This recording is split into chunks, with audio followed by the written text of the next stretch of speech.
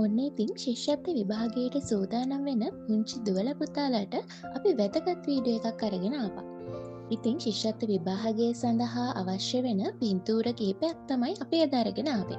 ඉතින් පුංචි දුවල පුතාලට පුළුවන් තප්පර 5ක කාලයක් ඇතුළත ඒ පින්තූරය හඳුනගෙන ඒකේ පිළිතුර ලියාගන්න. ඉතින් වීඩියෝ එක අන්තිමේටම ඔයගොල්ලන්ට පුළුවන් ඒ අපි දීලා තියෙන පින්තූර වලින් ඔයගොල්ලන්ගේ පිළිතුරු ඔක්කොම හරිද කියලා බලාගන්න.